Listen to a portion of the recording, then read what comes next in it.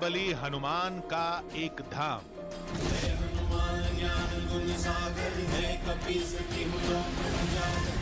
500 साल से भी पुराना एक शिवलिंग, 3 संतों की समाधि और गद्दी पर बैठे एक गुरुदेव। इन 4 कोनों के बीच चमत्कार की एक दुनिया बसती है जो कदम कदम पर लोगों को चौंकाती है, सोचने के लिए मजबूर कर देती है। फरियादी के दिमाग में जो होता है वो बताने से पहले बाबा के कागज पर छप चुका होता है।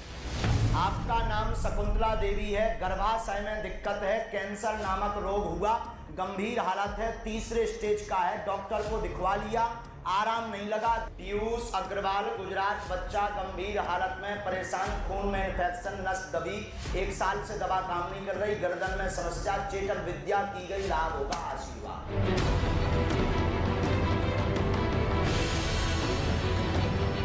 पीड़ित के दिल में जो बात होती है वो कुछ बोलने से पहले बाबा की जुबान पर होती है। कृपा होगी, पूर्ण लाभ होगा। घर में एक ना एक बीमार 2017 से है, घाव बना गले में, कैंसर नामक रोग हुआ है। उसे बोल बिगाड़ा। कुछ बोलने की जरूरत नहीं, कुछ बताने की जरूरत नहीं, बस बाबा के सामने खड़ा होना है।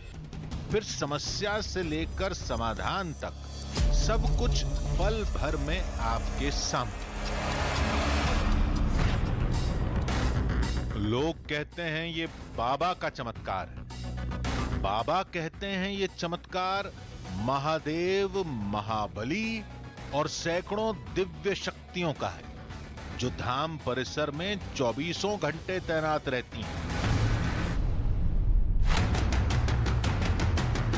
इस दावे की पड़ताल के लिए आज आपके सामने बहुत कुछ ऐसा होगा जो आज तक कभी नहीं हुआ, और आधी हकीकत आधा फसाना की टीम के साथ भी कुछ ऐसी घटना होगी जिसका सामना आज तक हमने कभी नहीं किया।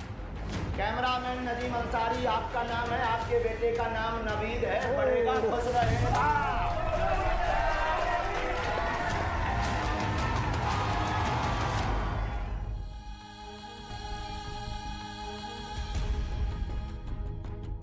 आधी हकीकत आधा फसाना। मन की बात जान लेने वाले को अंतर्यामी कहा जाता है, और दिव्य ग्रंथों के मुताबिक अंतर्यामी तो केवल भगवान होते हैं। लेकिन धरती पर भी कुछ ऐसे शख्स हैं जो बिना बताए सामने वाले की बात जान लेने का दावा करते हैं। मध्य प्रदेश के छतरपुर में ऐसे ही एक बाबा हैं। दावे के मुताबिक वो सामने खड़े फरियादी की हर बात जान जाते हैं, यहां तक कि नाम और पता भी। फरियादी को केवल बाबा के सामने खड़ा होना होता है और कुछ ही पल में उसका भूत, वर्तमान, भविष्य सब कुछ बाबा के पर्चे पर लिखा होता है। कहते हैं उस धाम में कुछ दिव्य शक्तियां हैं जो फरियादी के मन की बात बाबा तक पहुंचाती हैं। दावा तो यही किया जाता है कि बाबा की लिखी एक एक बात 100% खरी होती है। चलिए चलकर देखते हैं बाबा के धाम में जो होता है वो कैसे होता है।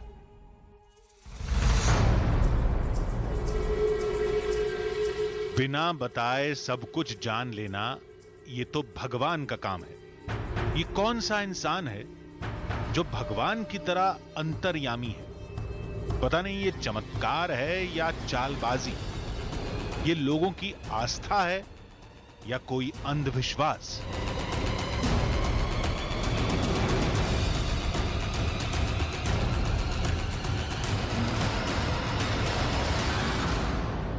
तो ये है बागेश्वर धाम। बड़ी छोटी सी नॉन डिस्क्रिप्ट जगह है। साल 2 साल पहले अगर आप पन्ना या छतरपुर में पूछते तो शायद ही कोई आपको बता पाता, लेकिन पिछले कुछ सालों से ये जगह सोशल मीडिया पर बेइंतहा वायरल है। वजह यह है कि यहाँ पर एक पर्चा बनता है, दरबार लगता है और आपकी हर जानकारी को उस कागज़ पर दर्ज कर दिया जाता है, वो भी बिना आपसे पूछे। सवाल यह है कि ये सब होता कैसे है? क्या वाकई ऐसा होता है या इसमें कुछ ट्रिक इन्वॉल्व है? हमको नहीं पता। हमने सिर्फ वीडियोस देखी हैं जिसमें हज़ारों की तादाद में लोग आते हैं और उनको उनके हर सवाल का जवाब बिना कुछ बोले मिल जाता है। तो बागेश्वर धाम पहुंच गए हैं, आइए देखते हैं कि इस दरबार में आखिर होता क्या है। जो भी होगा कुछ देर बाद सबके सामने होगा। मन की बात जानने की कई माइंड गेम होती है। बिना बताए नाम और पता बता देना या आश्रम की कुछ ट्रिक से संभव है, लेकिन दावा यह है कि बाबा के कागज पर लिखी एक एक बात सही होती है। देखते हैं हमारे कैमरे के सामने क्या होता है।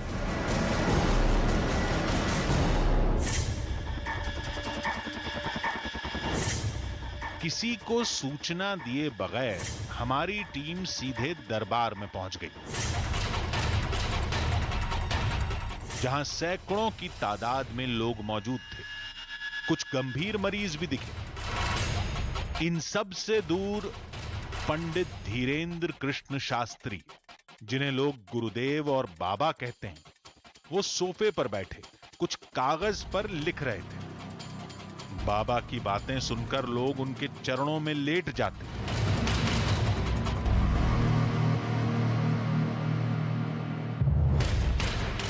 हमने दरबार में ही बाबा को पूरी बात बताई, आने का कारण बताया।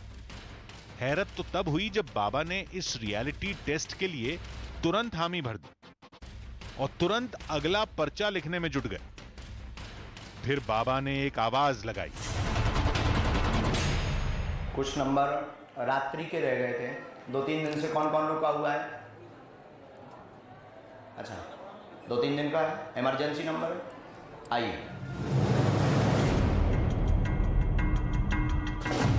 फरियादियों का कोई क्रम पहले से तय नहीं था। इस महिला को बिना नाम और नंबर के बुलाया गया। बिना कुछ बोले महिला बाबा के पास बैठ गई। बाबा लगातार कागज पर लिखते जा रहे थे। हमारी हर हरकत पर नजर थी। लिखने के बाद बाबा ने महिला को करीब बुलाया। नजदीक आए माता जी। बोलो बागेश्वर धाम की। बोलो माता जी। कार जी है बालाजी के चलो। हैं? रोक दो बना। कहाँ से आई आप? दिल्ली से आई हैं। दिल्ली में कहाँ रहती हैं? गाजियाबाद में रहती है। अच्छा अच्छा, पहली बार आई हैं? हाँ जी, पहली किसी को अपना प्रश्न बताया? हमें किसी ने बताया था, कोई छतरपुर की रहते तो हम पंडित जी। अच्छा, उन्होंने दिल्ली में रहते हैं? हाँ, उन्होंने किसी को आपने अपनी परेशानी तो नहीं बताई? यहाँ नहीं ऐसे। पूछिए, क्या पूछना है? हम पढ़वाएं आपको? पढ़ी लिखी हैं? नहीं, हम पढ़े लिखे नहीं। अब और बढ़िया। किसको पढ़वा दें? तो मैं पढ़वा दें? हमारी टीम से ही उस महिला का पर्चा पढ़ने के लिए कहा गया, जिसे बाबा ने महिला के बताए बिना लिखा था। आपका नाम शकुंतला देवी है। गर्भाशय में दिक्कत है, कैंसर नामक रोग हुआ, गंभीर हालत है, 3रे स्टेज का है। डॉक्टर को दिखवा लिया, आराम नहीं लगा, धीरे धीरे लाभ होगा। 2022 28 अगस्त तक स्वस्थ होगी। आशीर्वाद।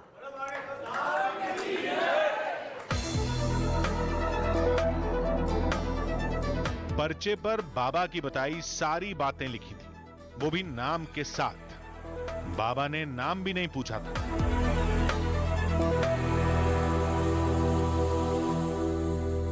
गर्भाशय में बताओ, बच्चादानी में दिक्कत बताई? हाँ, बच्चादानी में दिक्कत ले भैया, है। पढ़ पर्चा। बहुत दूर हुआ है, भोपाल में भी हुआ है और जब एम्स में इलाज चल रहा हो। ले पढ़ ले भैया।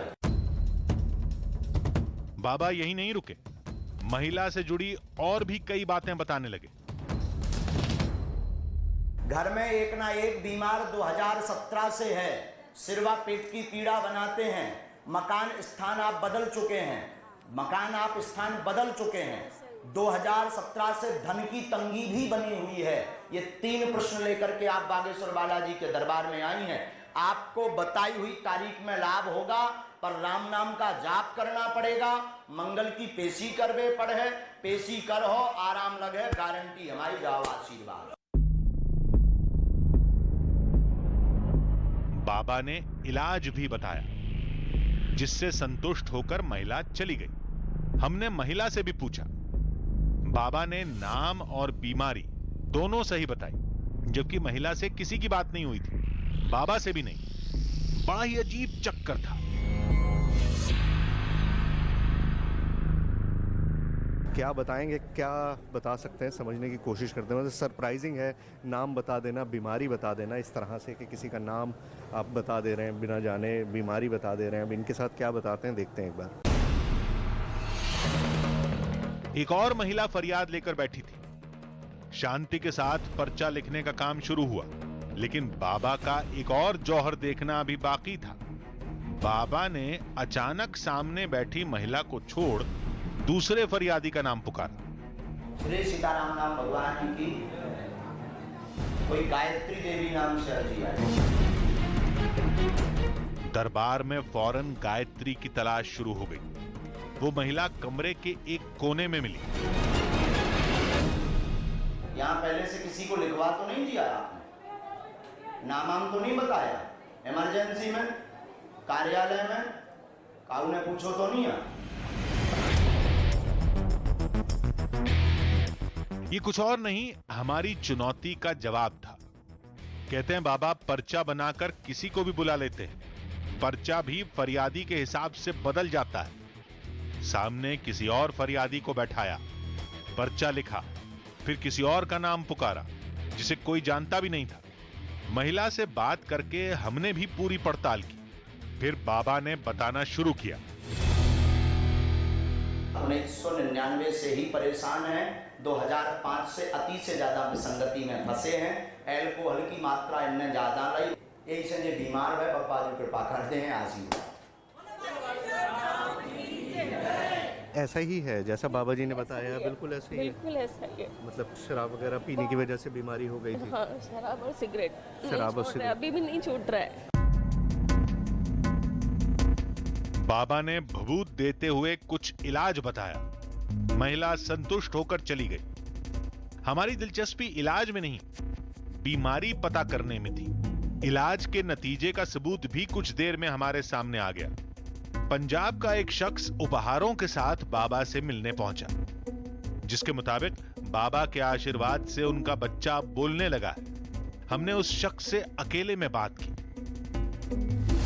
इसमें लिखा हुआ है कि बालक आपका मंदबुद्धि का, दिमाग कमज़ोर तथा जन्मजात ब्रेन नस पितृदोष कारण से मूद बाधा का प्रभाव मृतक मृगी का दौरा पड़ता है। तो यही सारी चीज़ें थी आपके बच्चे के साथ। तो देखिए, जब पहली बार आए होंगे तब बाबा ने इनको कागज़ दिया होगा, उसको बाकायदा लेमिनेट करा लिया है, मतलब इस तरह से रखा हुआ है और वो लिखा हुआ है कि बालक आपका मंदबुद्धि, दिमाग कमज़ोर और मतलब जो जो प्रॉब्लम्स है। ये बताइए क्या अब कैसा है? अब ठीक है, वो अब बोलते हैं, क्लियर बोल रहा है। आपने बताने लग गया, मैं क्लियर बोल रहा हूँ पापा। लेकिन जो जैसा आप बता रहे हैं कि मंदबुद्धि था, बोल नहीं पाता था, वो लोग तो बोल नहीं पाते हैं अमूमन, मतलब जीवन भर। वो ये तो ठीक हो गए ना, अभी चाहे बोल रहा। हमें बहुत खुशी हुई, हम दूसरी बार यहाँ पर आए। अच्छा, तो डॉक्टर को दिखाया था, डॉक्टर ने क्या कहा था उस वक्त? तो कहते हैं मंदबुद्धि के रहेगा, इसको समझ नहीं आया। ऐसे ही रहेगा, ऐसे ही रहेगा डॉक्टर। लेकिन वो बोल रहा है अभी। इलाज के असर का मुद्दा यहीं छोड़ देते हैं, क्योंकि हम उसी पर विश्वास करते हैं जो कैमरे के सामने होता है। और जो हमारे सामने हो रहा था वो बेहद चौंकाने वाला था। अब इसे देखिए।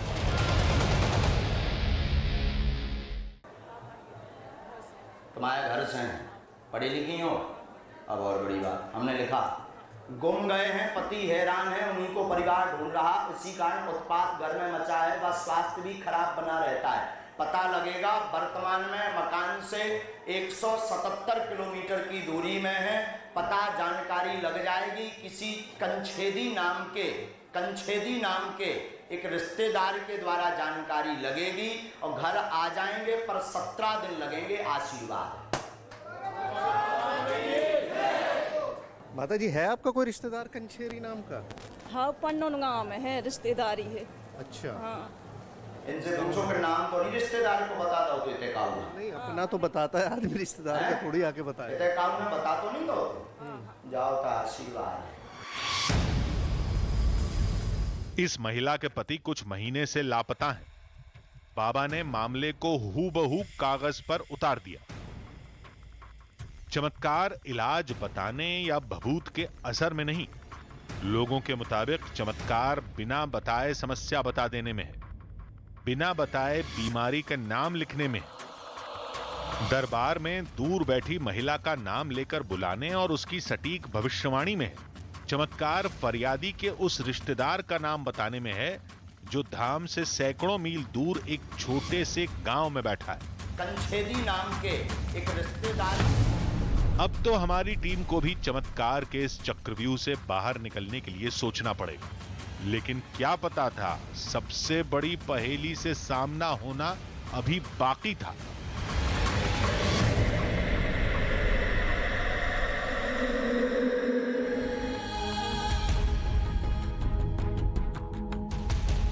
अब होने को कुछ भी हो सकता है। हो सकता है दरबार में पहले से ही धाम के आदमी बैठे हों। यह भी हो सकता है कि धाम में फरियादी की सारी जानकारी पहले ही ले ली जाती हो।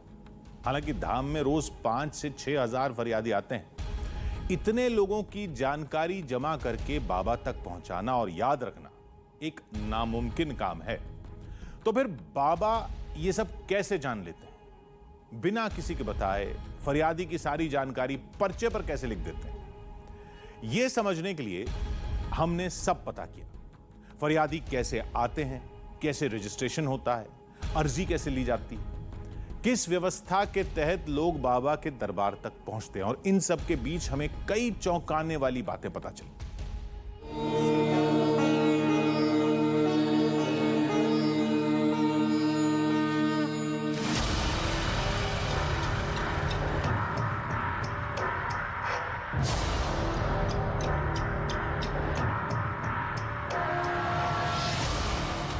धाम में उमड़ी इस भीड़ को देखिए।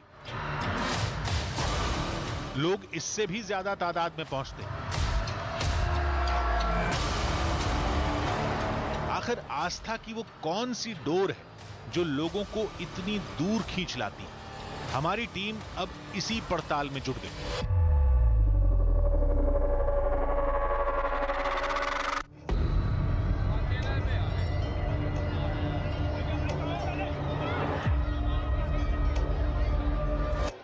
ज़रा भीड़ का आलम देखिए, हज़ारों की भीड़ है। इतनी छोटी सी जगह है जहां पहुंचना मुश्किल है, जिसके बारे में लोगों को पता नहीं है, जिसके बारे में कोई जानकारी नहीं है। सोशल मीडिया के ज़रिए खबरें चली हैं, लेकिन लोग उम्मीद के साथ, इस उम्मीद के साथ कि उनकी सारी परेशानियां हल हो जाएंगी, उनकी बीमारियां दूर हो जाएंगी, उनके साथ जो दिक्कतें चल रही हैं वो सब दूर हो जाएंगे, इस उम्मीद के साथ हज़ारों की भीड़ इस तरह से बागेश्वर धाम में आती है और बिल्कुल डॉक्टर की तरह पर्चा बनवाती है और इंतज़ार करती है कि किस तरह से, जैसे डॉक्टर दवाइयाँ लिख के देता है, आप किसी MBBS डॉक्टर के पास जाते हैं, किसी फिजिशियन के पास जाते हैं, वो आपकी पूरी बीमारी वगैरह लिख देता है, लेकिन बीमारी जानने के लिए टेस्ट करवाता है। यहाँ पर वो सब नहीं होता और उसी लिए ये भीड़ है। हज़ारों की तादाद में ये लोग हैं जिनको पता है कि यहाँ पर जाएंगे, बाबा के सामने खड़े होंगे और उनके हाथ में एक पर्चा दे दिया जाएगा जिसमें वो सब कुछ लिखा होगा जो उनके दिल में है, जो उनके दिमाग में और किसी को नहीं पता है, लेकिन फिर भी उस पर्चे पे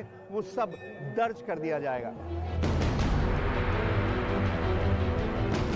पहले यह पता करते हैं कि धाम में आने और बाबा के सामने पहुंचने के बीच फरियादी कितनी प्रक्रिया से गुजरते हैं।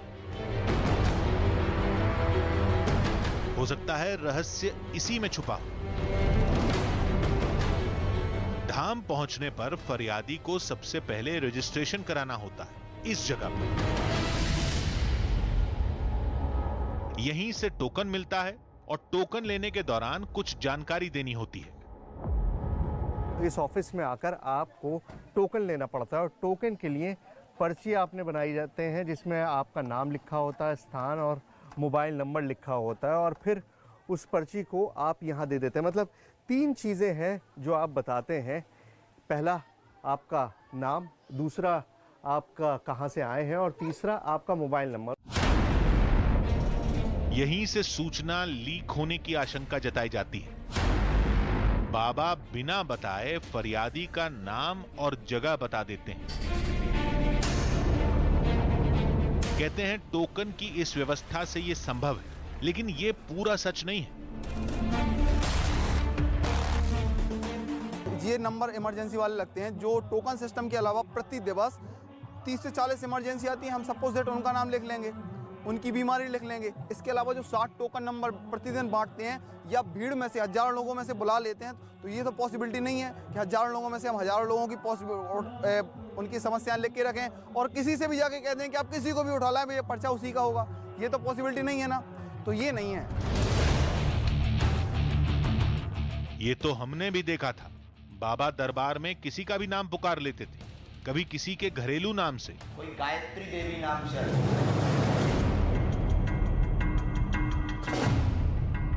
तो कभी फरियादी के साथ आए उस शख्स के नाम से जिसका रजिस्ट्रेशन में भी इस्तेमाल नहीं हुआ है। आप भी देखिए, कोई गायत्री देवी नाम से अर्जी आए।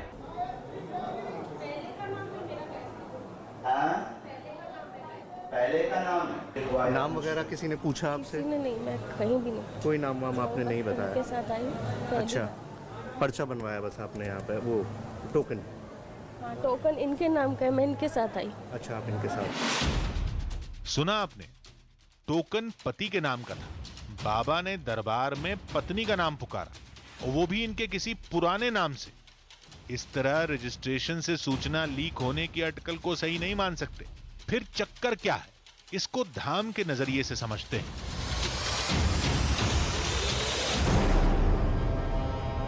चमत्कार की उस कहानी को सुनते हैं जिसमें लोगों की गहरी आस्था है, और इसकी शुरुआत होती है यहां से, जहां रजिस्ट्रेशन कराने के बाद फरियादी बालाजी यानी महाबली हनुमान और महादेव शिव को अर्जी देने पहुंचते हैं।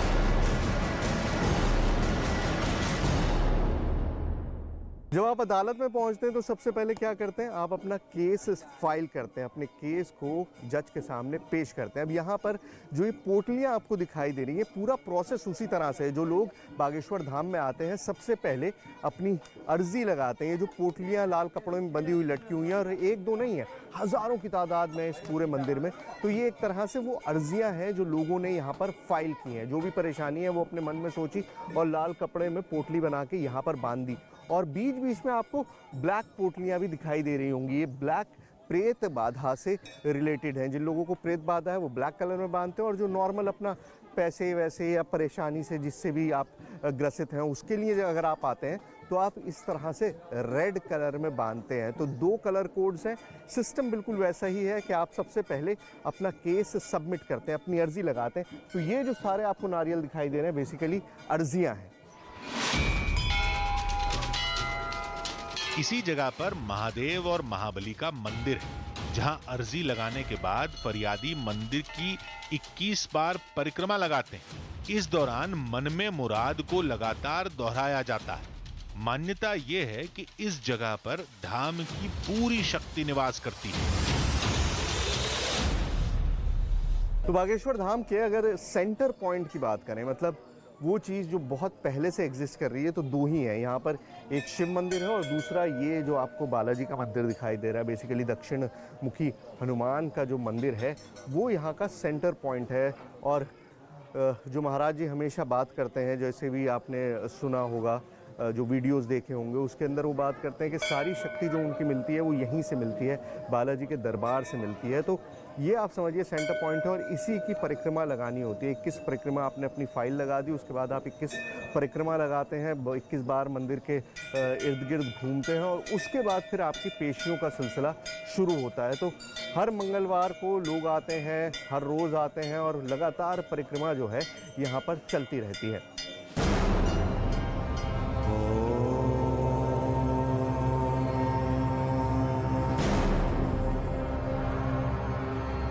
इसी जगह पर 3 संतों की समाधि है। कहते हैं ये बाबा के गुरु हैं, जिनकी शक्ति आज भी इस धाम के अंदर समाहित है। चलिए अब आपको ये बताते हैं कि धाम की इस जगह को शक्ति का केंद्र क्यों कहते हैं।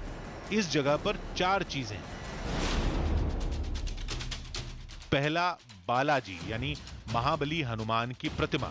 दूसरा, महादेव की प्रतिमा। तीसरा, बाबा के गुरुओं की समाधि। और इसी जगह मन्नत के नारियल बांधे जाते हैं, जिसकी 21 परिक्रमा करते हुए फरियादी मन्नत को दोहराते हैं। दावा यह है सैकड़ों साल पुरानी मूर्तियों और समाधि की दिव्य शक्ति की वजह से इस जगह पर हजारों अलौकिक शक्तियों का वास है जो लोगों की मन्नत की जानकारी बाबा तक पहुंचाती हैं और बाबा बिना किसी के कुछ बोले, बिना कुछ बताए मन की सारी बातें जान जाते हैं। कोई भी आता है तो अलग अलग प्रकार की अर्जी लगती है, यानी भूत प्रेतों यानी तांत्रिक बोझ जिनको रहता है उनके लिए काले कपड़े में अर्जी बांधी जाती है और जो मनोकामना रहती है उसके लिए रेड कपड़े में, और शादी ब्याह के लिए येलो कपड़े में 21 पैकर्मा लगा के जो मनोकामना होती है वो बालाजी के यहाँ बोलते हैं और उनसे वो करके जो वहाँ वो करते हैं वही महाराज जी के पास खबर आ जाती है। अगर आपको भूत प्रेत से संबंधित कोई भी बाधा है, भूत प्रेत प्रसाद से संबंधित आपको कोई भी शक्ति ऐसी आपको लग रही है या आपके परिवार में या आपको कहीं पे भी बताया गया, तो आप वहाँ मंदिर में पहुँचेंगे तो आपको स्वतः आंतरिक मार पड़ने लगेगी। वो दिखेगी नहीं कहाँ से मार पड़ रही है, कैसे मार पड़ रही है, लेकिन वहाँ पे आपको आंतरिक मार पड़ेगी। ये सबसे बड़ी शक्ति है। ये गुरुदेव उपस्थित हों या ना हो, गुरुदेव अगर धाम से बाहर भी हो ना तब भी ये होता है। जो लोग लंबे समय से आ रहे हैं, बाबा से मिलते हैं, धाम की व्यवस्था से जुड़े हैं, इनका दावा है कि धाम की अलौकिक शक्तियों का एहसास कई बार किया गया है। आपने बहुत पास से एक्सपीरियंस किया है। जी जी। आप खुद बताइए, क्या आपने वाकई महसूस किया है कि कोई अलौकिक शक्ति है या बस? नहीं है सर, शक्ति है, हमने खुद महसूस किया है। जाते भी रहते हैं, मतलब हफ्ते में तो मान लीजिए जाना आना लगा ही रहता है। जब मन हुआ तब चले गए, तो विश्वास भी है। और कोई ऐसा मतलब वहाँ पे कोई ऐसी चीज़ नहीं है कि मतलब फ्रॉडपन हो या कोई उस तरह का हो, जो है सच्चाई है सामने।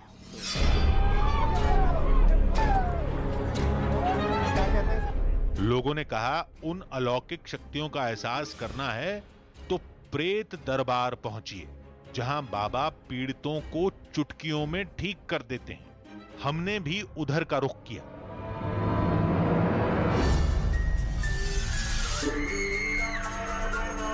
अभी मुझे बताया गया है कि प्रेत दरबार लगता है। प्रेत दरबार मतलब यहाँ पर जिन लोगों के ऊपर प्रेत का साया होता है, जैसा लोग मानते हैं, वो यहाँ पर आते हैं और उनका इलाज होता है। किस तरह से होता है आइए देखते हैं।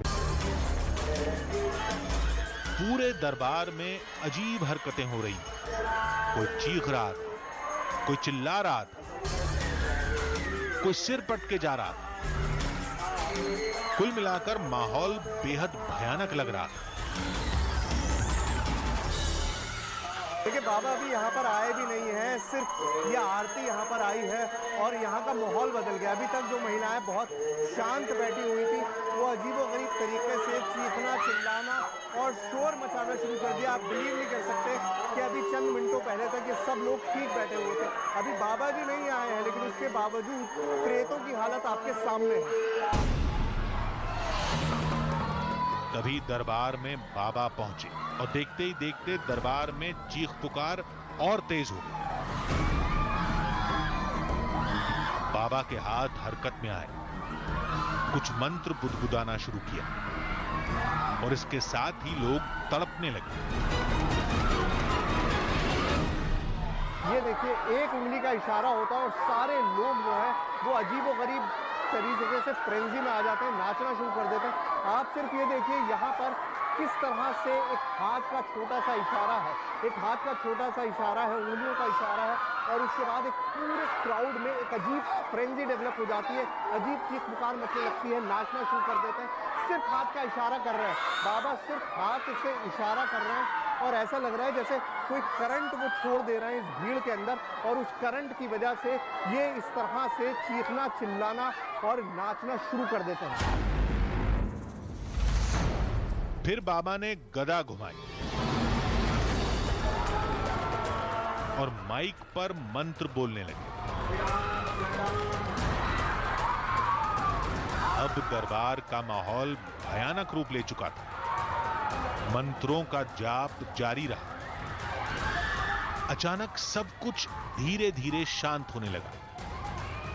कुछ देर पहले जो महिलाएं मंत्रों को सुनकर चीख रही थी, वो अब शांति के साथ भगवान की पूजा के बाद आरती ले रही थी। क्या हो गया था आपको? हमको घर में तबीयत सही नहीं रहती थी और तबीयत खराब होती थी और एक रोज बाद तंग करते हैं और घर में शांति नहीं रहती। तो तुमने डॉक्टर को दिखाया था कभी? हमने दिखाया है, काफ़ी जगह दिखाया है, लेकिन बालाजी भी गए थे, मेहंदीपुर बालाजी, तो वहाँ पे आराम था, लेकिन आराम तो कुछ हम पे गलती हो गई, फिर दोबारा हो गया। तो यहाँ कब जैसे अभी क्या हुआ तुम्हें याद है? अभी यहाँ पे आराम है। क्या हुआ? सब सही है, अब कुछ नहीं है हमारे अंदर। नहीं है, बिल्कुल ठीक हो गई हो। ये सब क्यों होता है, कैसे होता है? ये मनोविज्ञान की एक ऐसी पहेली है जिसके कई पहलू हैं। इस पर आज भी शोध हो रहा है, लेकिन हमारी दिलचस्पी बाबा की उस शक्ति में थी जिसके दम पर वो फरियादी के मन की बात जान जाते हैं, वो भी एकदम सटीक। इसके लिए हमने एक जाल बिछाया, लेकिन पड़ताल करते करते हम भी रहस्य के उस जाल में फंस गए। ये इन्फॉर्मेशन आप अपने पास नोट कर लीजिए, मैंने भी नोट कर ली। और अब जब बाबा इनका पर्चा बनाएंगे तब पता चलेगा कि वो क्या लिखते हैं। तो एक पर्चा हमने बनाया है, एक पर्चा बाबा बनाएंगे और फिर उन दोनों पर्चों को हम कंपेयर करेंगे, एक दूसरे से मिलाकर देखेंगे, उसी वक्त आपको दिखाएंगे।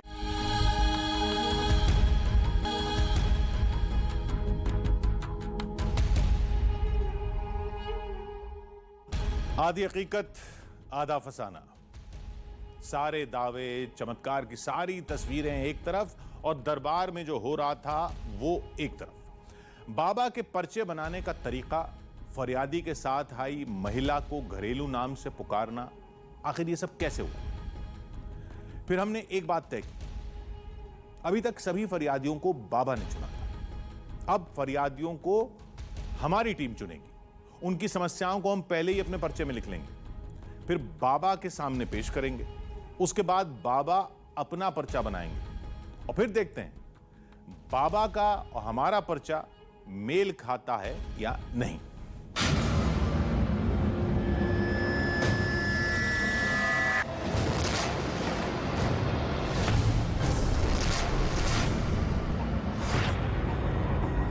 नया दिन, नए फरियादी और ढेर सारी नई अर्जियां, लेकिन हमारे लिए चुनौती वही पुरानी। बाबा मन की बात कैसे जान जाते हैं, बिना बताए फरियादी की बीमारी कैसे बता देते हैं? इसके लिए अपने पुराने फॉर्मूले को लागू करने का वक्त आ गया था। दरबार के एक फरियादी को लेकर हमारी टीम कमरे से बाहर निकली। देखिए, जैसा मैंने आपसे कहा कि बागेश्वर धाम का रियलिटी चेक हम करेंगे। अब पर्चे तो बाबा बनाते हैं, तो बाबा ही बनाएंगे, लेकिन मैं उससे पहले एक पर्चा खुद बनाऊंगा। मैंने आपसे कहा था कि मैं लिखूंगा यहाँ पर और ये समझने की कोशिश करेंगे कि जो हमने लिखा है उससे जो बाबा पर्चा बनाते हैं वो कितना मैच करता है। नाम बताइए पहले तो आप मुझे अपना। अर्जुन सिंह नाम है अर्जुन आपका? सिंह मेरा नाम है। अच्छा, और आपके बेटे का क्या नाम है? इनका सचिन सिंह। और इन आपके बेटे का नाम है सचिन सिंह। ठीक है, तो देखिए सबसे पहले मैंने नाम लिख लिया है। एक तरफ अर्जुन सिंह है फादर और सचिन सिंह इनके बेटे, मतलब दो चीज़ें हमने नोट कर ली। अब इसमें से एक नाम तो बाबा क्योंकि नाम बता देते हैं बहुत आसानी से, तो बता पाएंगे। आप कहाँ से आए हैं? बेंगलोर से। बेंगलोर से। ठीक है, ये मैंने बेंगलोर भी लिख लिया।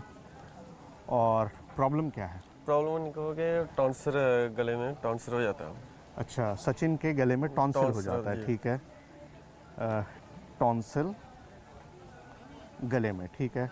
और जब भी इनका एग्जाम या कुछ स्कूल का था तभी होता है। अच्छा, जैसे अब कल डॉक्टर को दिखाया? डॉक्टर को दिखाया, फिर डॉक्टर ने क्या कहा? ऑपरेशन होएगा। अच्छा, ऑपरेशन के लिए हमने डॉक्टर ने ऑपरेशन के लिए कहा? जी। ठीक है, तो ये इन्फॉर्मेशन आप अपने पास नोट कर लीजिए, मैंने भी नोट कर ली। और अब जब बाबा इनका पर्चा बनाएंगे तब पता चलेगा कि वो क्या लिखते हैं। तो एक पर्चा हमने बनाया है, एक पर्चा बाबा बनाएंगे और फिर उन दोनों पर्चों को हम कंपेयर करेंगे, एक दूसरे से मिलाकर देखेंगे, उसी वक्त आपको दिखाएंगे भी कि क्या कहा गया। हमने जानबूझकर वो केस लिया जिसमें फरियादी ने कई महीने पहले टोकन लिया था। वजह यह कि टोकन लेने वाले को केवल फोन नंबर बताना होता है, जबकि इमरजेंसी नंबर में बीमारी समेत पूरी जानकारी देनी होती है। हालांकि ज्यादातर फरियादी टोकन वाले ही होते हैं, लेकिन एक केस से काम नहीं चलेगा। ऐसा भी तो हो सकता है कि सारे ही प्लांटेड हो। भाई वैसे 2000-4000 लोग प्लांट नहीं हो सकते, मुझे भी पता है, पॉसिबल ही नहीं है। इतनी दूर दूर से जो लोग आ रहे हैं, जाहिर बात है ना एक्टर्स हैं ना प्लांटेड हैं, ना उनकी पहले से कोई जानकारी ली गई है, खुद बता रहे हैं। लेकिन फिर भी आपका डाउट क्लियर करने के लिए हमारे पास अवधेश हैं, ये हमारे सहयोगी हैं, हमारी ही टीम से हैं, हमारे ही साथ ही ये यहाँ आए हैं दिल्ली से। तो मैंने सोचा कि इनके भी तो मन में हो सकता है, अब आदमी ऐसी जगहों पर आता है किसी धाम पर तो सवाल होते हैं। तो अवधेश, तुम्हारे मन में कोई सवाल है, कोई जानकारी है जो तुम पूछना चाहते हो? हाँ सर, पूछना चाहता हूँ। अच्छा, तो पहले तो तुम मुझे पूरा नाम बताओ, मुझे भी नहीं पता इनका पूरा नाम क्या है। मेरा नाम अवधेश शर्मा। अवधेश शर्मा। और कहाँ के रहने वाले हो? मैं बुलंदशहर का। बुलंदशहर, ठीक है। और सवाल बताओ, तुम्हारे मन में क्या है जो तुम जानना चाहते हो कि बाबा जी तुम्हारे बारे में बताएं? सवाल ये है कि मतलब तरक्की ऊपर जाने के लिए, तरक्की कैसे हो, मतलब अच्छा, पैसा कमाया जाए, कैसे कमाया जाए, तरक्की है। तरक्की और पैसा। कोई और ऐसा स्पेसिफिक चीज़ जो तुम चाहते हो कि जिसकी तुमको जवाब मिले? जैसे घर में तकलीफ वगैरह, जैसे बीमारी जाता है। अच्छा, घर में बीमारी। हाँ, जैसे मेरी मम्मी बीमार है मेरी। ठीक है, घर में बीमारी है, मम्मी बीमार। हाँ, ठीक है। चलो, मेरे ख्याल से इतना काफ़ी है, या कुछ और भी है जो नहीं? तुम बस पूछना मम्मी को कम दिखाई देता है, मतलब उसकी हाँ, कम दिखाई देता है। हाँ। देखिए, ये बड़ी स्पेसिफिक चीज़ आई है कि मम्मी को कम दिखाई देता है, मम्मी को आँखों की प्रॉब्लम है। तो अब ये एक चीज़ है, जैसे वहाँ पर बड़ी स्पेसिफिक बीमारियाँ वो बता रहे हैं कि गले में है, सर में है, पेट में है। अब ये अवधेश का हमने लिखा है, एक तो पैसा और तरक्की, चलो मान लिया कि आदमी हिसाब लगा ले कि यंग आदमी आया है, यही पूछेगा।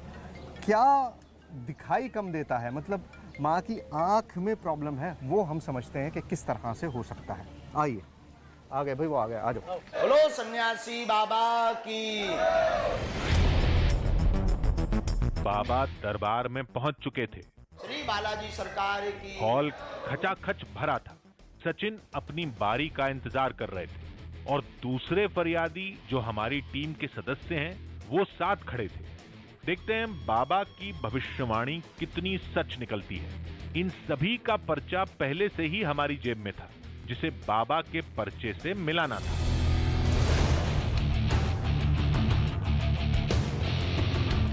सब कुछ पहले जैसा चलता रहा।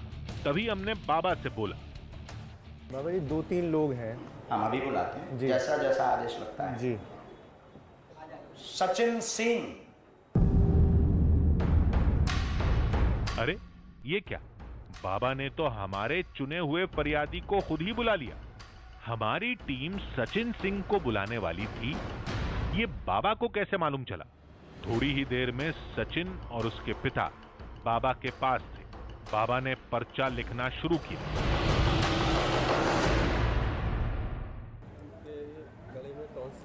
कोई बात नहीं, कौन है ये? बेटा, यहाँ पहले से किसी को परेशानी बताई? किसी ने पूछा आपसे? अच्छा, नहीं बताई तो आप पढ़ो। लीजिए, आप पर्चा देखिए। गले में दिक्कत है, स्वास्थ्य ठीक नहीं, गले में छाले बने रहते हैं, पीड़ित रहते हैं, टोटका किया गया, लाभ होगा, बेटा को आशीर्वाद है।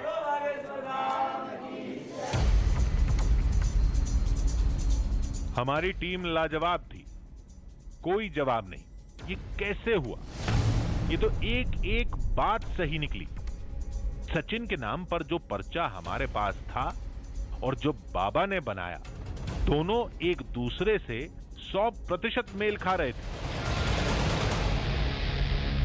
देखिए, सचिन का नाम मैंने लिखा था बच्चे का, और पिता का नाम भी लिखा था, और मैंने लिखा था टॉन्सिल है गले में, ये यहाँ पर लिखा हुआ है, और गले की दिक्कत। तो मतलब जो बताया था वही सारी चीज़ें बताई हैं बाबा ने। सचिन सिंह। पहले बाबा ने खुद सचिन का नाम पुकारा, फिर पर्चे पर सचिन की बीमारी भी लिख दी। दावे के मुताबिक ये चमत्कार धाम की उन्हीं दिव्य शक्तियों का है जो सीधे बाबा के संपर्क में रहती हैं। इस घटना ने तो हमें चौंका कर रख दिया था। पड़ताल के पहलुओं को लेकर हमारी टीम उधेड़बुन में लगी थी। तभी बाबा ने दूसरा झटका दिया। जितने भी लोग आए, हम चाहेंगे कि ये हो सकता सब सेटिंग हो, पर आप हमारी सेटिंग में नहीं होंगे। मैंने बिल्कुल यही सोचा था कि आपने ये सोचा था। दूसरा मैंने हाँ ये बात भी दूसरा आपने सोचा था, ये हम दूसरे का जवाब आपका दे रहे हैं। हाँ। अभी सोचा और पहले भी सोचा आपने। हाँ, सोचा दरबार में आने के पहले और दरबार पर सर्चिंग करने के पहले आपने सोचा, क्या सोचा? एक हम अपने का करके दिखाएं तब हम मानेंगे। हमने अपनी टीम के एक सदस्य को बाबा के सामने लाने की तैयारी कर रखी थी।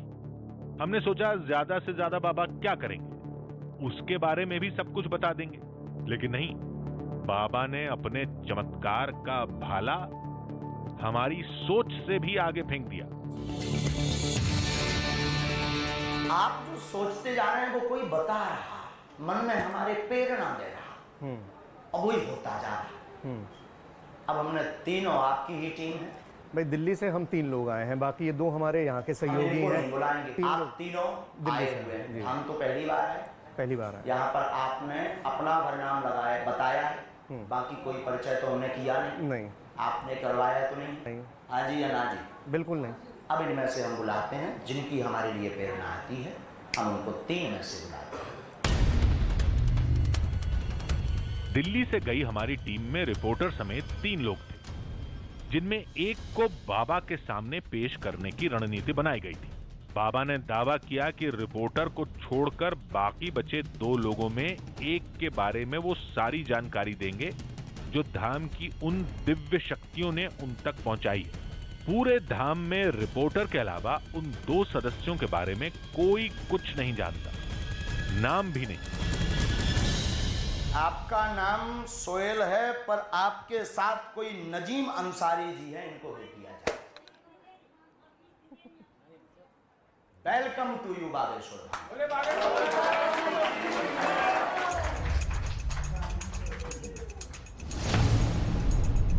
अरे ये तो हमारे कैमरामैन का नाम है, जो हमेशा कैमरे के पीछे रहते हैं, जिन पर लोगों का ध्यान भी नहीं रहता। फिर बाबा ने नाम कैसे बता दिया? हमने तो किसी और को पेश करने की योजना बनाई थी, लेकिन बाबा ने कैमरामैन का नाम ले लिया। हालांकि नाम पूरा सही नहीं है, लेकिन असल के काफी करीब है। इन लोगों से किसी से पता कर लिया हो? खैर आप मान रहे हैं कि ऐसा नहीं है। नहीं, दुर्गेश के साथ हम 2 दिन से रह रहे हैं, नहीं पता है। दुर्गेश को भी पता नहीं, आपके पत्रकारों को भी पता नहीं, पर आपके बेटे का नाम नहीं इनको पता होगा। Yes no? Welcome, come here. पूरे एमपी में अगर इनके बेटे का कोई नाम इस वक्त जानता होगा तो मैं जानता हूँ। पूरे एमपी में अगर कोई जानता होगा तो कोई नाम जानता होगा तो आप जानते हो। दूसरे बागेश्वर वाले बालाजी जाना तुम्हारे चाँदपुर खन की। लीजिए, कैमरामैन नजीम अंसारी आपका नाम है, आपके बेटे का नाम नवीद है। बढ़ेगा, खुश रहेगा, खुश रहेगा, और तुम्हारी जैसी हाइट का है, पढ़ेगा, बुद्धिमान है, आगे जाएगा, दोनों बच्चियां खुश रहेंगी। आशीर्वाद। इनके बेटे भी पता है, 2 बेटियां, 2 बेटियां वो भी पता है, सबसे छोटी बेटी है वो भी हमें पता है। जी बिल्कुल ठीक। सबसे छोटी बेटी है वो भी पता है। कुशीनगर के हैं ये भी हमें पता है। कुशीनगर के रहने वाले हैं वो भी हमें पता है। मामला थोड़ा चौंकाने वाला है, लेकिन किसी की निजी जानकारी फेसबुक और ट्विटर से निकाली जा सकती है। हमारे कैमरामैन का भी फेसबुक प्रोफाइल है, लेकिन बात केवल एक की नहीं। धाम में रोजाना 4 से 6 हजार लोग आते हैं। सबकी समस्या, बीमारी का नाम, रिश्तेदारों का नाम कागज पर लिख देना, फरियादियों को देखे बिना नाम से पुकारना, फरियादियों के साथ आए लोगों का भी नाम लेना, ये सब कैसे होता है?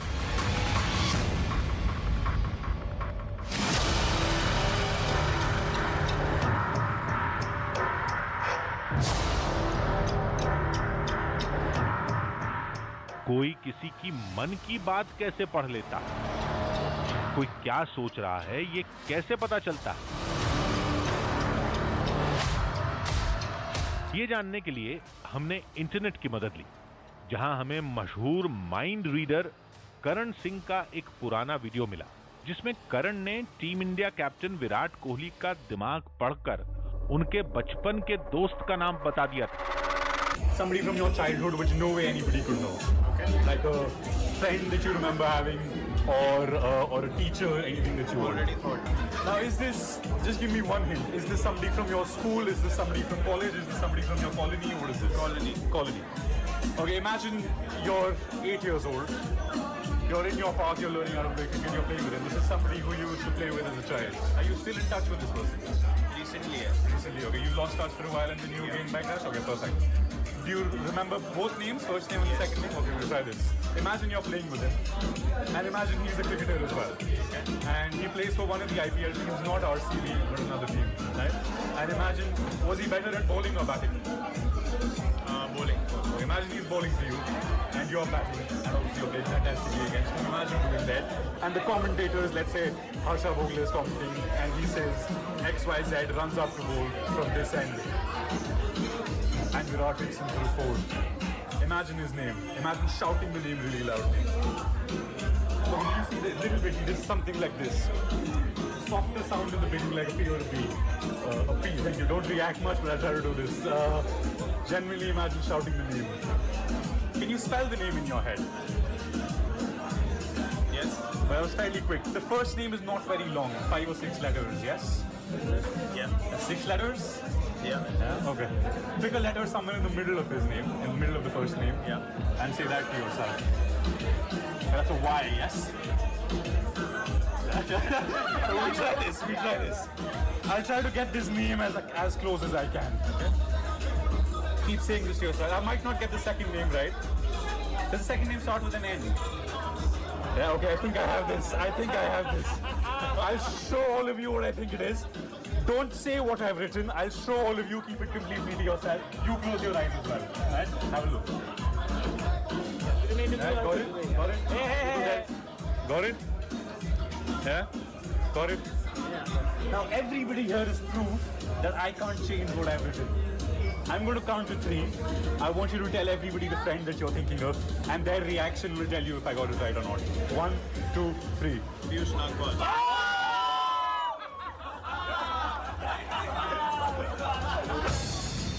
हमारी टीम बिना देर किए दिल्ली में करण सिंह के पास पहुंची। मिलते ही पहला सवाल दागा, ये माइंड रीडिंग क्या बला है? मैं अपने आप को स्टेज पे म्यूजिशियन बहुत रेयरली बुलाता हूँ। मैं अपने आप को साइकोलॉजिकल इल्यूजनिस्ट बुलाता हूँ, जहाँ पे मैं साइकोलॉजी और इल्यूजन मिक्स कर रहा हूँ, क्योंकि साइकोलॉजी, ह्यूमन साइकोलॉजी जो है, can tell you so much about people. Body language से क्या क्या बताया जा सकता है? कुछ भी सोहेल। अगर आप अपनी फैमिली से जैसे क्लोज हो, अगर आपके घर पे कोई झूठ बोलता है तो आपको पता चल जाता है।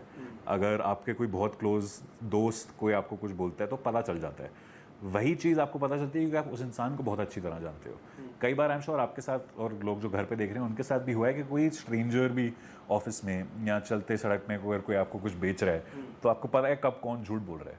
तो वही चीज़ अगर मैं अपने शोज़ में अप्लाई कर रहा हूँ, and I am doing it for entertainment, it's the same. You can figure out anything, their names, their date of birth, कि अब क्या बीमारी है उनको, उन्होंने ब्रेकफास्ट में क्या खाया था, वो ढंग से सोए हैं कि नहीं रात को, उनका सर दर्द कर रहा है कि नहीं। There is so much you can figure out just based on their body language. हमने करण को धाम और धाम के बाबा की पूरी कहानी बताई, हर तस्वीर से रूबरू कराया।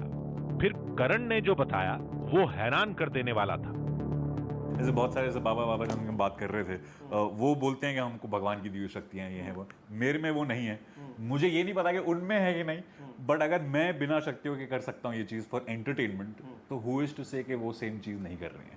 That is my logic behind it. आपका नाम शकुंतला देवी है, गर्भाशय में दिक्कत है, कैंसर नामक रोग हुआ। बाबा ने कई लोगों की समस्या बताई, बीमारी का नाम लिया, खून में इन्फेक्शन, नस दबी। हमारे कैमरामैन के बेटे का नाम बताया। आपके बेटे का नाम नवीद है, बढ़ेगा बस रहेगा। हमने करण से कहा अगर सारा खेल माइंड रीडिंग का है तो कुछ करके दिखाइए। तो करण, आपने हमको समझा तो दिया और आपने बता भी दिया कि किस तरह से किया जाता है, लेकिन प्रैक्टिकली जिस तरह से वो चमत्कार करके दिखा रहे थे, हाँ। अब आप इतना दावा कर रहे हैं तो चमत्कार भी ठीक है। चमत्कार करने से पहले बहुत इंपॉर्टेंट है कि लोगों को ना लगे कि हमने सेटअप करा हुआ है। मैंने आपको ये नहीं बोला कि एक्टिंग कर लेना या हेल्प कर देना, ऐसा कुछ नहीं करा। ठीक है। तो आपके कोई बच्चे हैं? पूछ रहे हैं कैमरे पे। बता देता हूँ, मेरे 2 बच्चे। 2 बच्चे हैं। तो आर यू कंफर्टेबल फर्स्टली कि आपके 2 बच्चे हैं, तो आर यू कंफर्टेबल कि बड़े बच्चे का नाम मैं फिगर आउट करने की कोशिश करूँ और सबको बता दूँ? आप कर सकते हैं तो करिए, मुझे लगता नहीं कि आप कर पाएंगे। ठीक है। ये जानते भी नहीं है कि मेरा बच्चा लड़का है लड़की है, कुछ नहीं पता। बहुत ही बढ़िया। ठीक है। तो जो भी ये बड़ा बच्चा है उनके बारे में सोचिए कि आज उनका बर्थडे है। आज जहाँ पे हम दोनों मिले हैं हमारे शूट के लिए नहीं, बट उनकी बर्थडे की प्लानिंग करने के लिए। तो केक कट रहा है and all of us are singing happy birthday to you, happy birthday to, and फिर वो नाम आप अपने दिमाग में बोलिए और ये जो भी नाम है दोहराते रहिए इन योर माइंड। कुछ भी जोर से नहीं, बस बोलते रहिए अगेन एंड अगेन। तो now I want you to think उनके नाम के बीच में कोई भी एक लेटर, जैसे मेरा नाम करण है KARAN, तो R सोच सकते हो। बिल्कुल मिडिल लेटर। बिल्कुल मिडिल लेटर सोचो। ठीक है। तो जो भी ये लेटर है अपने दिमाग में बार बार बोलते रहिए। ओ कैमरा पे शायद ये कैच हुआ होगा, शायद नहीं होगा, जरा सा ये करा आपने। मैं थोड़ा एग्जैजरेट कर रहा हूँ, बट मुझे लगता है बिकॉज ऑफ दैट जो लेटर आप सोच रहे हो is the letter A। Yes. Almost आपकी एक्सप्रेशन ऐसी थी कि आप A आउट लाउड बोलने वाले हो। ही सोच रहा था। क्या आपने मन में can you count the number of letters in his name? जोर से कुछ नहीं, बस मन में काउंट कर लीजिए। Done. Okay, that was fairly quick. ये ज्यादा लंबा नाम नहीं है। तो next thing, can you think of the first letter? जो भी फर्स्ट लेटर है इसके बारे में सोचिए। Okay, last letter.